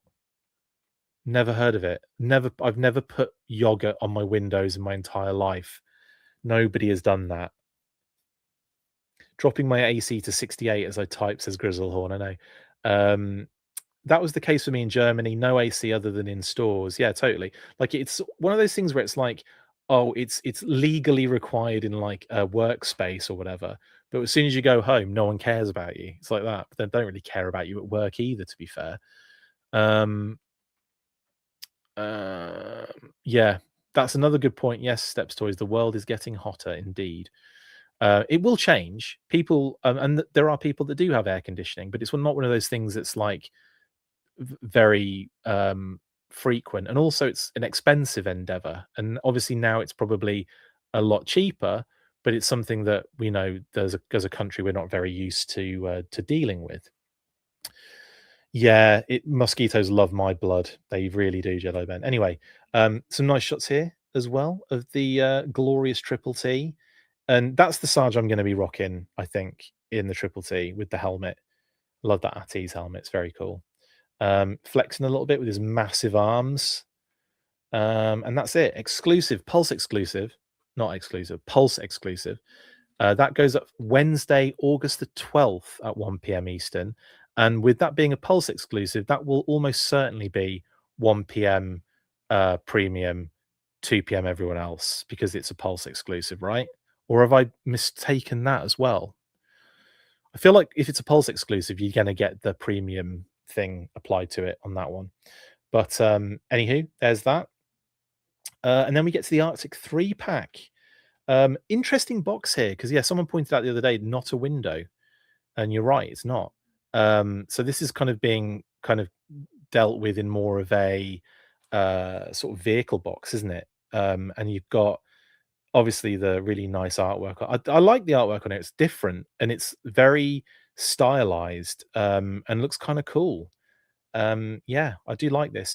My one confusing thought about this whole set, and again, another Easter egg in the background, I've got the snow cat in the background. I love that. My one thing I will say though is I'm really, really scratching my head. Obviously, I know why they've done it.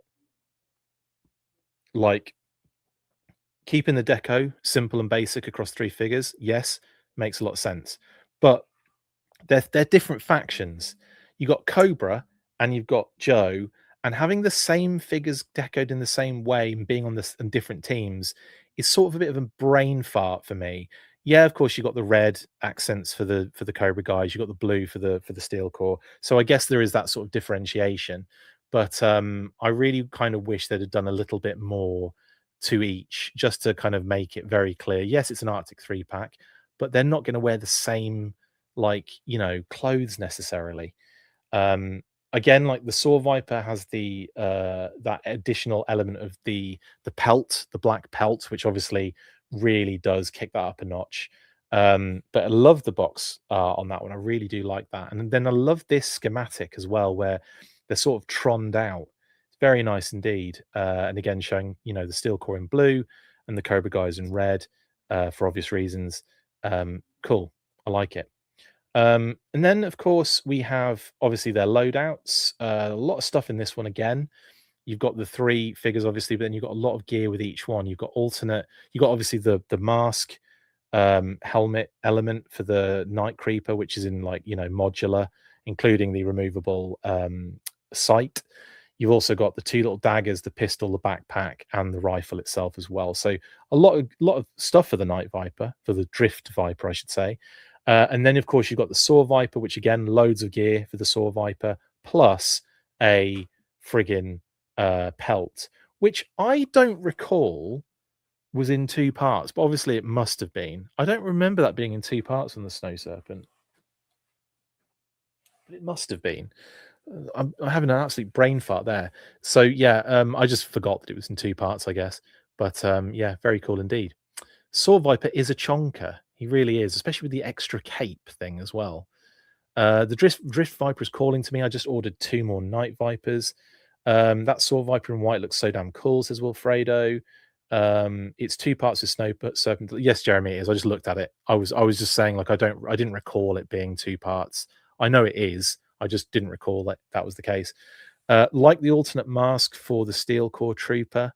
Yeah, that's another thing. Yeah, so the Steel Core Trooper obviously has the machine guns, the two kind of significant rifles, the pistol with the silencer. You've also got the alternate kind of gas mask head as well, which is really cool. And just the Steel Core Trooper in Arctic is really, really awesome. I might have to get a few of these because it's an army builder set. You want to be getting a few of these, I think, for sure. And here they are, looking absolutely bloody dapper. So, like I said, a little bit sort of like, you know, a slight annoyance at the fact that the Steel Core Trooper is too similar in deco to the other two. Yes, they're differentiated slightly with the red and the blue, but there are certain images I was looking at that took me a while to figure out who was who in the picture. And yes, you might think, well, obviously you know who is who, but yeah, like when you first glance at it, I'm like, I can't tell what's going on here. Anyway, the Steel Core Trooper looks freaking awesome, so awesome. I'm very excited. Well, I may have to get. Well, I'm going to get a couple of these because I want one to display in my Steel Core section, and another to display in the Arctic section. And then, of course, you need another one to have the alternate head. So, like, there's a lot going on here. I might have to get three of these sets. Beautiful stuff, and some nice narratives going on in this storyline. Some very cool Dio shots here, I have to admit. And the Drift Viper looks freaking sexy, doesn't he? Hot damn, so good in this deco. I would argue better in this deco than the Night Viper. No, yes. What do you guys think? Oh God, have I just gone too far? Have I gone too far? All the Night Viper fans, who I am one of them, is going to be like, they're going to be like, "Are you kidding me?" No, I'm a sucker for Arctic stuff, aren't I? Just realised I am. Just realised. And of course, we've got the Saw Viper on the left there, and again, another great shot of the Drift Viper. Looking very cool. That pelt just adds so much more to the drift to the Saw Viper. I think that's an inspired addition. I really do. What a great little like reuse, honestly, and then to redeco it as well to make it like even cooler. Yeah, that Saw Viper is yeah. I designed a character years ago um, called I think Snowblind, I called it, and it was basically like it looked very much like that Saw Viper. It kind of had like a but it was a bear pelt. It wasn't a wolf pelt. It was a bear pelt that he wore, and it was very straggly and very like ruined a little bit. And he was effectively like a sort of like snow related or like Arctic related sort of kind of sniper, and he had um like a Inuit goggles um, that would have that very thin slit across them. So kind of like he's giving a lot of vibes, this Saw Viper, with that helmet design as well. But anyway, there you go, guys. There's a free character that you might even be able to kind of see it visually as well. I drew it out as well. But anyway, very cool. Love these. And again, these were the shots where I'm looking and I'm kind of going, what's going on here? But yeah, the steel core obviously attacking this encampment, and then he's got the Drift Viper by the neck, and the Saw Viper is like heading over there in like the most "I'm gonna kick your butt" vibe ever. It's an amazing image, that one. So some lovely Dio shots for this set. Another couple of shots here showing all three figures together with the gas mask on this time as well, and he's putting the silencer on the is that a submachine gun?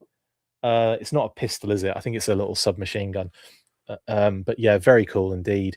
And they're like, yeah, they're gonna be ambushed by the looks of things. And then the three of them all together, very nice indeed. Cool set, really like it. And that is a Pulse exclusive, and that is Wednesbury. Oh man, I've cut it off the thing, haven't I? August the 20. I'll get there. I'll get there. Annoyingly, didn't realize it was going to cut that off, but it did, and it is the 26th. So you can't see it on screen, but it is the August the 26th, Wednesday, August 26th, 1 p.m. Eastern. I imagine that will also be a premium one to everyone else sort of situation because it's a Pulse exclusive. And yeah, that I think. Oh yeah, one last thing to talk about is the Thunder Machine. Now that we've got the clearest image yet of this beauty, there's another thing I wanted to talk about. I'm going to save for tomorrow. I'm going to save that one for tomorrow. I want to talk about something else that I forgot to put in this lineup of images, which I don't know if you'll guess what it is, but we'll come back to that tomorrow. Now, we've got a very clear image here of the Thunder Machine. A lot of people have said similar things here. They don't like the thin part of the front of the Thunder Machine. I do like to make a couple of points here. One, this is a render and also not the final. This is not what we're going to get final, right? The other thing I want to point out is that there are two front panels in red with those holes in them. Those actual panels are removable, by the way. So you can have a more sort of classic looking Thunder Machine. And when you take those panels off, obviously you're going to get a bit of space kind of like happening, which thins out that kind of segment between the driver's area and that sort of like front black kind of part of the vehicle. So you get sort of like the classic look very easily. That is just a little classified kind of addition. So you take that off. Obviously, you got like these kind of missile launchers and what have you, which again can be removed, so you can have a more sort of classic style. And then in terms of the deco, because this is a render, I imagine the deco is going to be a lot more worn. It's probably going to be a little bit more metallic finish looking. Probably not going to be as plasticky looking. So don't forget, this is like an early render. I genuinely don't think we're going to see um, the exact thing we're looking at here going forward. So um, that's what I would kind of suggest on this particular vehicle. But again, I'm really excited for this one. It's the Thunder Machine. People have wanted this for ages, and yeah, the only other thing I'll say about it that's a bit confusing to me. Well, it's not confusing. It's just a little bit like I don't think it's necessary. But taking Thrasher out of the picture and having him separated and put him in the lineup. Now, obviously, when the Thunder Machine is available and is being delivered, you'll have Thrasher. He'll probably come out around the same time, either before or ever so shortly afterwards. I don't think there's going to be much of a space between them existing. I imagine they'll both be available at the same time, right? Which is fine. Um, but like I think the point is they wanted to keep the cost of the Thunder Machine down. And I guess like yeah, you put it in a main line, you're gonna get that figure mainline figure anyway, I guess is the thought process if you're a completist for classified anyway. Um, some people might not want this particular Thunder Machine, but they might want Thrasher. Thrasher, possibly. I don't know who those people are, but that's a possibility. There are people that might also have the like 3D prints of a Thunder Machine already because I've seen a bunch of those out there, like sort of like a just a kind of a classic 3D printed Thunder Machine. So for them, it would be a matter of just getting a Thrasher, wouldn't it? So I don't know. Um, I kind of feel like I don't. I initially didn't really think when I first heard that Thrasher wasn't coming with the vehicle, but he was coming as a single figure. I was like, "Huh? Why? Why are we separating characters from their vehicles? Because we've separated characters from their vehicles the other way round when the vehicle isn't coming out. We've done that, but when the vehicle's coming out, I feel like it's sort of like it's like they kind of go together. It's like they need to be together. But at the end of the day, they can still go together. It's just weird to me that they're doing that. Maybe they wanted to push it a little bit um, in terms of just, doing as much as they could with the vehicle. But even so, like, I don't really know personally what I think about it yet. I think I'll make a decision closer to when we actually start seeing things of these. But again, like, I don't think I'm that bothered that Thrasher isn't coming with it, but I could imagine that some people would be. Do you know what I mean? I could imagine some people are a little disappointed because I initially was disappointed, but now I'm thinking like, well, we're getting them anyway, so maybe I don't really give a crap. Anyway, the Thunder Machine is happening. We got a render for it, which I'm really surprised at, to be honest, because I think this is obviously in hand 2027 because we have a listing for it for 2027.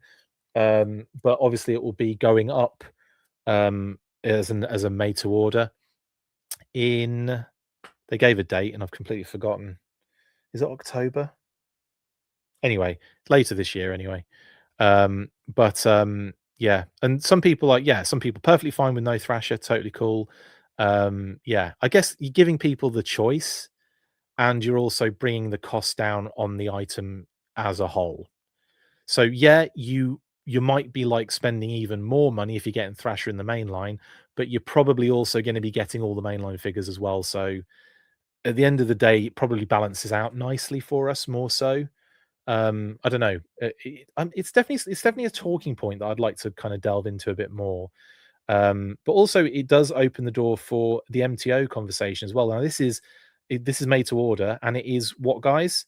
It is an actual brand new spanking thing. It's not a redeco. There's a conversation at the moment of it being based on the Ore Striker a little bit, like maybe utilizing some aspects of the Ore Striker. Don't know about that. I will get a bit more information on that, but I don't like in terms of shared tooling, maybe like the chassis, or like maybe some of the sort of do you know what I mean? Like not the bodywork, obviously, but maybe some of the chassis is incorporated and like the wheels, possibly. But anyway, it does depend on the price point at the end of the day. No, I'm the question. It does, yes. Anyway, so one of the things I wanted to say is way back when we were talking about MTO, and I'm going to save this for a more deep discussion tomorrow for sure. But when we had this conversation before, I did a video called like and made to order or something. And we had a conversation about it, what vehicles they could utilize, what could they do in made to order. I think the Thunder Machine came up in that video, and a lot of people were saying no, it's just going to be repaints for the MTO. And I said like I don't think that's the case. I really do think we're going to get new kind of elements within this particular model. And lo and behold, I just want to rub it in everyone's face who told me no, it was only going to be repaints. That we are. This is this is an example of that not being the case, which I couldn't be happier about because it opens the door to more of these things in this model, in this made to order model. So I don't know. I don't know. It just gives me a lot of hope, honestly. At the end of the day. So yeah, I would like to hear what you guys think about this, but let's save that conversation because I'm going to bring back the MTO conversation tomorrow, with like options of what we could utilize in there. Now, in terms of price, Brandon, it's got to be 150, right? I think this has got to be like 150 minimum. What do you guys think? I'm gonna throw in 150 on this one, and if it's more than that, I won't be surprised actually, but I think I'm trying to be a little bit hopeful on this one because I think 150 is a lot for anything, to be fair. But yeah, I think I'm going to say 150. That's where I think we're probably that's where I think the area that we're probably operating in. No one the question says it's got to be 130 to 160. I think Bryce says 129.99. HoloNet says, yeah, 150 to 170. It's probably going to be in this ballpark, isn't it? I think, guys. Bias says somewhere between 149.99 and 174.99. Isn't the Hiss 200? Yeah, but the Hiss is bigger. I don't know. Yeah, maybe middle-aged Cal, but I'm thinking 150 because it's you don't have Thrasher is the Thrasher. You don't have the figure as well. That does take it off for sure. Brandon says minimum at 150. I defo want working steering and police LEDs. If Fans Hobby can do it, so can Hasbro. I don't think you're going to get electronics with this one, Brandon. I know what you're saying, and I mean Hasbro have done lighting, but it's in HasLabs, isn't it? I think Fans Hobby can do it. They charge, different. They create a different smaller quantities, and it's there's a lot of different factors involved as to why Fans Hobby can do that stuff. It's different strokes completely. It's not apples to orange. It's apples to oranges. It's not apples to apples in terms of comparisons. But yeah. Anyway, I think it's a good conversation, and I think people are pretty much on point here in terms of yeah, it's no electronics, Toy Bounty Hunter, none at all. And BMAC has said so, as you said. Yeah. I've got to say this image is growing on me. Yeah, like I it's the Thunder Machine, and it looks like the Thunder Machine. I don't think there's anything really like there's some additional elements, but again, those additional elements can be removed. So, it's not like it's not really, a point of concern for me. Like I said, my concern is really on like, the finish of the deco, how it looks like. You want it to be a little bit more metallic looking rather than it looks very toy at the moment, doesn't it? It looks very kind of like shiny and toy like. I think with a different kind of finish, it's going to look a lot better. Bit more beat up paint apps, agreed. Middle aged Cal. This is definitely a vehicle that can get away with battle damage, at least in the deco kind of arena. Apples to oranges, that's bananas. Crowd ain't the only thing that's gone bananas. I've got all the blooming quotes tonight in, haven't I? I would love to see the Dreadnoks on retro card backs. I would as well, retro roamers. And at least if we could get them on retro card backs, we could get backpacks for them as well. We could get Buzzer, Ripper, and Monkey Wrench didn't have one. Buzzer and Ripper at least getting some backpack love on retro card back would be freaking awesome. No on the question says, "I definitely don't see why people sorry, I missed it, it moved on me. I definitely don't see why people think this is a catastrophe. This is basically exactly what I want from a Thunder machine." Yeah, again, I think it's really just that it's that sort of like it's that sort of fandom thing that always happens.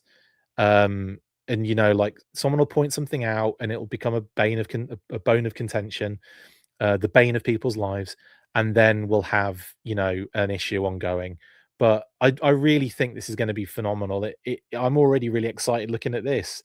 I'm kind of blown away a little bit, but at the same time, I think there are going to be improvements made. This is very early on. This is a render, and definitely final product will vary. So this is the thing: toy companies their life in their hands sometimes, showing development. If you show any sort of development, which a lot of people seem to enjoy as well, because it's like really cool, and it's like, oh, cool, we get to see this and we get to see that behind the scenes a little bit here and there. But you also get people that go, I don't like that, I don't like this, I don't like that, and it's like, yeah, it's not going to look like that. It's not even going to be close to that. This is development. You're looking at like a test shot or something. Like, of course, it's not going to be that deco. Of course, it's not even the deco. This is a random bit of plastic that was fired into a tool to show you something. So, like, it's one of those things that you're gonna get that response because people look at everything as a finished thing, or like it's being developed that way, and therefore it's going to be that way. And it's not always the case. It really isn't. In fact, for the majority of the time, it's not always the case. Um, but this one's going to be one of the kind of like we'll definitely know when we see it. When we actually see what's going on, when there's like a model, when there's like more kind of promotional imagery and stuff like that. I think this is going to look freaking dope, personally, especially with all the knocks on it. And like, it's going to be funny because they're not going to have a Thrasher figure to show with it, are they? So who's going to be driving it? Zarana and Zartan and Xandar. What is going on? Um, we're not supposed to see any more of this till September, right? They don't even have physical models yet. Correct. Yeah, it's going to be a little bit later in the year before we see any more of this for sure. I'm just excited it was announced, says Jack. Yeah, indeed. I think they'd have been better off doing this as a name only, wouldn't they? Name only it, and then wait a little while until you've got something more substantial, like an MTO, for example, and go from there. Anyway, um, that's everything. Leaked listings 2026. Have I updated anything since yesterday? No, because there's been nothing to update really. So everything is as it were. We've got the one remaining Walmart exclusive to reveal before the end of the year. So that'll be a cool one, and that is actually kind of cool. It is a banger, and I think people are going to be like, I think people are going to be excited for that one. I really do. It's dire related, is all I'll say on that one. Now, excuse me. Everything else is pretty much check, done, solid, sorted, and that means that 2027 we're starting to get some unlocks, which is really really fun and really really cool.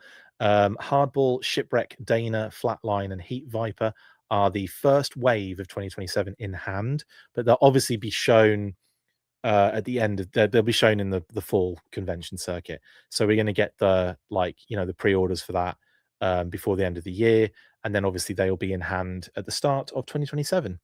And then our first like reveals of 2027 will be of Scooter, Pepe, Rizzo, Mayhem, and Dr. Bunsen, which I am also very excited to have you guys see what they are. The Thunder Machine is the only other unlocked listing we have. We don't know the internal code word for that one just yet, but we do know the number.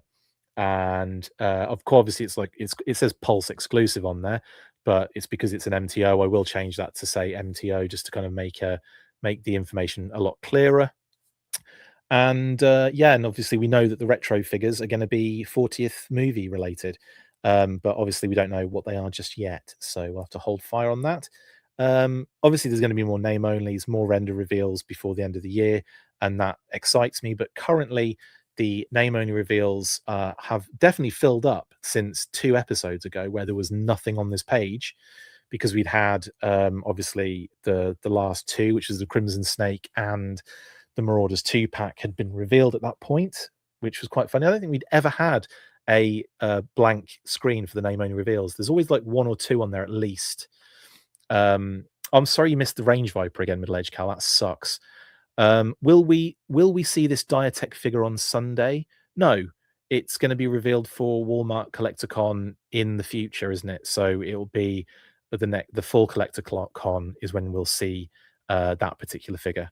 Yeah, is the Dia area playset? Is the Dia a playset? Is that what you're saying? No, it's not. Good luck getting Dana, says Brandon. Why? Because she's going to sell out. HoloNet 1, I don't think I've ever seen any Night Force classifieds at Walmart. Do you know, that's a good point. I don't think I have either. I think I may have seen I've seen the Crimson Knight, the Crimson Alley Viper I've seen at Walmart, and that's it. I don't think I've seen any other Night Force figures at Walmart ever. That's crazy.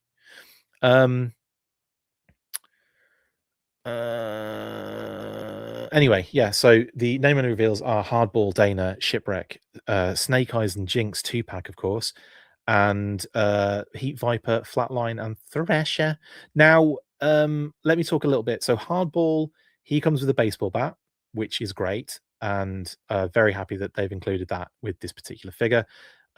Dana is definitely in the style of that Battlegrounds artwork we saw, but there's an ever so slight difference there, which again we'll see obviously when the figure gets revealed, like the render or what have you. But I think people are going to be very into what they've done with Dana. I think she looks great. Shipwreck is very much of that style as well, with the beanie hat and the sweater, and it comes with it's a poly redeco, which makes me laugh because it's not going to be poly, but it's also going to have the peg leg just like poly. And it has a different color deco, which I will not say. And then you guys can obviously be excited and surprised when you see it. Snake Eyes is the Ninja Force Snake Eyes, and he looks absolutely freaking phenomenal. And Ninja Force Jinx, Ninja Force Jinx is not what you expect, and she's certainly not that retro Jinx I've got on the screen at the moment. But there is no precedent for this Jinx that they've done. So this is a very cool new design, and I think you guys are going to be very happy with how she turned out. So yeah, because I don't have any sort of like image to show for the actual Jinx that we're getting, I've just got a Jinx on the screen. It's not rugged Jinx, Chris G, but that is hilarious. The Heat Viper is phenomenal, and I think he's going to be an absolute sellout in the troop builder scenario. Obviously, we know Thrasher is coming. Thrasher is coming in the line as mainline figure at some point in the future, in 2027. And Flatline is a brand new Dreadnought who, oh my god, BMAC mentioned a hammer defibrillator accessory, which is the gnarliest thing you're ever going to see in your life, honestly. It's like if you imagine the hammer is one end of the handle, and then you flip it over and there's a defibrillator kind of like, connected and strapped to the other side of the handle. And it's just the thought of him using it to like aggressively like bring someone to life, like really. I think it's going to be more of an electric weapon, to be honest, causing more damage than it does actually bringing people to life. But yeah, it's a freaking awesome design. And again, like this one is, I think people are going to be very blown away by Flatline. He's freaking gnarly. But again, that's all I'll say on that one. A new Dreadnought, a new design, a flat line. Right then, there you go. That's the name only reveals, and everything sort of very quickly summarized. Digital renders are currently these. We've got and revealed figures, because they're not all digital renders, are they? Well, technically, no, they are all digital renders. They are. Just because the Thunder Machine one I've got is a terrible image doesn't make it any less a render. I just haven't updated it with the new nice image yet. But yeah, obviously got the Sarge, the Marauders 2-pack, the Arctic 3-pack, the Retro Wave, the Thunder Machine MTO, and the Crimson Snake. all going up for pre-order. Well, most of this is going up for pre-order over the next month or so, with the obviously the exception of the Thunder Machine, which is a little bit later as an MTO. But there's a lot to look forward to at the end of this year. There's a lot to look forward to, and including that MTO kind of situation as well, which I'm excited to see how they operate with that one, because obviously there's got to be a little fun little video, and then they're gonna have to get someone to do like a Thrasher voice, or you know, hey, I'm here, guys, Sabrina. Anyway, I hope the new bird comes with a cigar. It doesn't, Lawrence, unfortunately. Um, Transformers just had their panel. A HasLab is coming soon. Thank you, Jeremy. Good to know. So HasLab is still happening. It's just happening for Transformers. They do really well with HasLabs though, so it would be a surprise if they didn't do one. I know Classified also does really well with HasLabs, but maybe they're thinking that the slowdown with the Snowcat, even though it did exactly what it needed to do, certainly didn't kind of break records like the Rattler did. So yeah, um, I think it's still a surprise they didn't do a HasLab for Joe. But it sounds like they what they did was they just packed the line plan with loads more crazy things, more vehicles. We've got a Triple T and a Thunder Machine this year. That's insane. Another Snake Armor. You've got your heavy artillery laser. You've got I'm trying to think of the other bloody thing. The Chameleon was in this year as well, wasn't it? There's been some hefty big old hosses. So yeah, not to mention a Snowcat coming in as well. It's nuts. So it's been a pretty busy, packed, and the Arctic Hiss. My God, there's loads of stuff coming in. Anyway, anywho, Star Wars is supposed to be a Death Star next year, allegedly, says Jedi Ben. That might be a massive rumor though, but that'd be kind of cool. The Despoiler, thank you, Holonet. Yes, the Despoiler, the Throne, the Fatal Fluffy, the console. There's been a lot of like big chonky things. Okay, same. Anyway, that's me. I'm going to bring it to a close now. Thank you for joining me for this recap of day 2 of SDCC. Now, tomorrow, like I said, the Skybound stuff is happening later in the evening for when I go live. So we may be saving that for Sunday. So it might be like a Comic Burst Sunday sort of recap. Or I just stay up late and we do a late one, which is probably on the cards as well, honestly, because I don't think there's going to be a lot coming out of Sunday, GI Joe related in any case. If there is, I will obviously go live and report on it. But if not, then we'll probably leave Sunday as a day of rest, and maybe just focus on the Patreon crew on the Sunday. But that's we're in a bit of flux with the plan because we don't know what's going to happen over the weekend. So either way, I will be probably going live tomorrow anyway to see you guys. So have a wonderful rest of your evening, your Friday. Have a great weekend, and I'll see you on the next one, which is tomorrow. So stay fresh, cheese bags. Before I go, actually, before I do, I nearly did the sign off then. A couple more questions. I just wanted to see if I'm missing out something here. Retro, Desto, and Zartan were also Sunbow, says Scott. I don't know what that means. A year without a HasLab, def not better than a year with one. Bring back the Joe Labs in 27, says Bias. Chris G I had Death Star toys as a kid. That was the Palatoy one was amazing, but the Kenner one was also pretty cool. I did love the Palatoy one though, the sort of like cardboard one. It was so cute because I loved the Action Force base as well. So awesome from Palatoy. If it was a retro Kenner-ish Death Star, I'm all for it, says Jack Knight. Jethro says, I have the Kenner Death Star, never had the Palatoy one. If you want a Palatoy one now, it's a bit expensive, isn't it? Luke says, BMAX said a couple of weeks ago that he will explain at SDCC why there are no HasLabs this year. Did something I don't think it has been explained. So yeah, maybe that's a question I'll pose to him. He might be answering that in like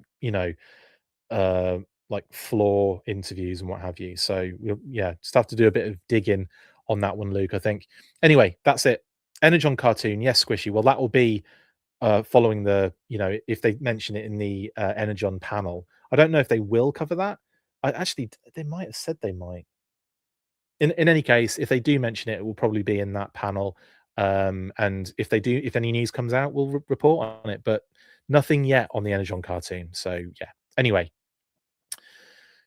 right. Let's go. I'll see you tomorrow, guys. Have a wonderful rest of your evening. Stay fresh, cheese bags. And after 3, you know what to do. 1, 2, 3. Full force. Latest. That's it for this installment of the Full Force News Burst. Make sure to like, comment, and subscribe. See you next time, and as always, full force.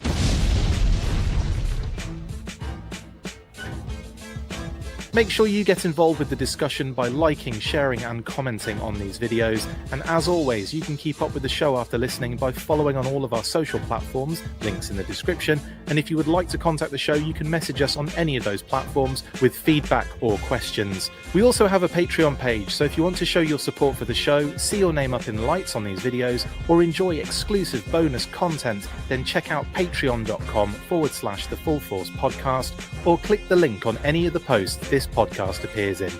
Full Force.